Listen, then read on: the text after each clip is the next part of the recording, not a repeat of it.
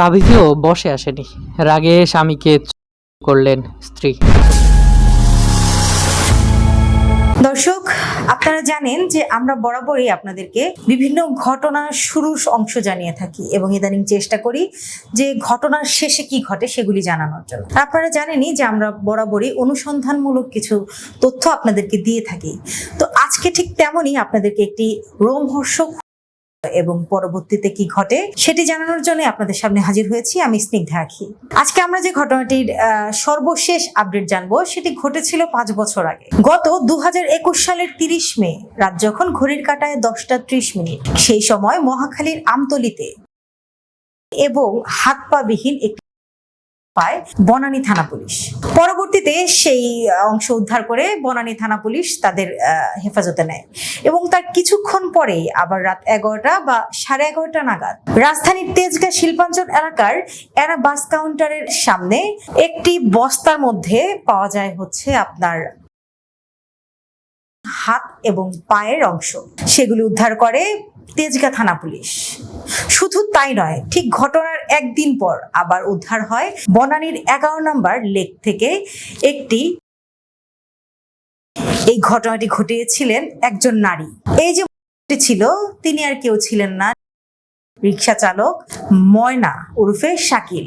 এই যে হাত পা এবং উদ্ধারের পর রহস্য উদ্ঘাটনে নামে ঢাকা মহানগর গোয়েন্দা ডিবি পুলিশ এবং এই রহস্য উদ্ঘাটনে নেমে মাত্র 12 ঘন্টার মধ্যেই কিন্তু এই ঘটনার মূল আসামি যে তাকে গ্রেফতার করতে সক্ষম হয় এবং এই ব্যাপারে যাকে গ্রেফতার করা হয় তিনি একজন নারী। সে অভিযুক্ত ব্যক্তির নাম ফাতেমা বেগম ওরফে শিল্পী। পুলিশ গ্রেফতারের পর ফাতেমা বেগম ওরফে শিল্পী পুলিশকে জানায় যে এই তিনি ঘটিয়েছেন এবং কেন ঘটিয়েছেন এটি জানতে চাইলে তিনি জানায় যে পারিবারিক কলহ, টাকা পয়সার ভাগ বন্টন এবং স্বামীর দ্বিতীয় বিয়েকে কেন্দ্র করেই সেই ক্ষোভ এবং রাগ থেকে তিনি তার স্বামীকে শুধু জন্য তাকে নিজ হাতে। ঘটনার দিন তিনি তার স্বামী অটোরিকশা চালক ময়না ওরফে শাকিলকে প্রথমে ঘুমের ওষুধ খাইয়ে নিস্তেজ করেন, পরে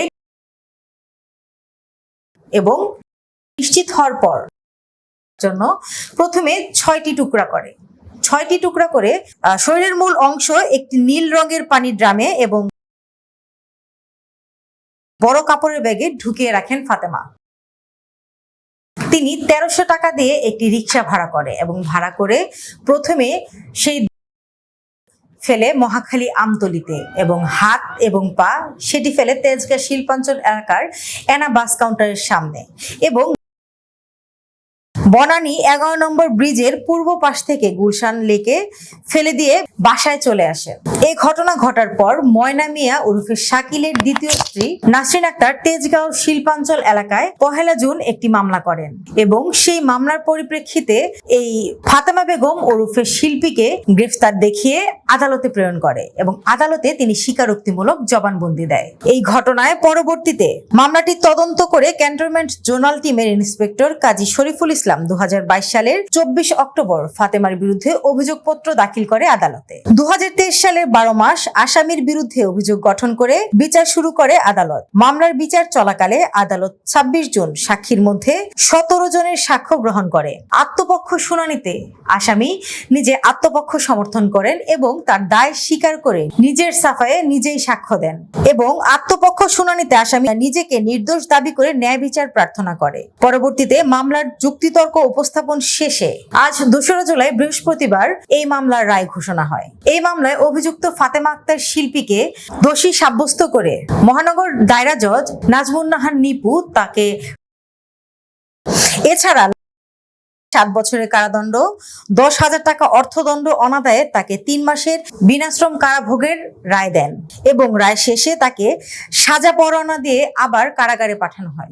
এই ঘটনা থেকে আমরা যেটি জানতে পারলাম যে আসলে সত্যি কখনোই চাপা থাকে না, কোনো না কোনো ভাবে সেটি সামনে চলে আসে। এই যে মমতাজ বেগম ওরফে শিল্পী, তিনি কিন্তু তার স্বামী বাসায় চলে গিয়েছিলেন এবং এমন একটা ভাব করেছিলেন যে সে কিছু করেনি, কিন্তু দিন শেষে তারও কিন্তু আজকে দিয়ে দিল আদালত।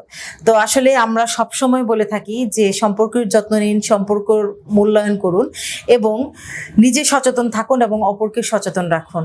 এই সব পারিবারিক কলহের জেরেই কিন্তু দিন দিন ঘটছে এরকম ভয়ঙ্কর ভয়ঙ্কর ঘটনা। তো আবারও হাজির হব আপনাদের সামনে অন্য কোনো ঘটনার সমাপ্তি নিয়ে। আজকের মতো বিদায় নিচ্ছি। ভালো থাকবেন, সুস্থ থাকবেন। আল্লাহ হাফিজ।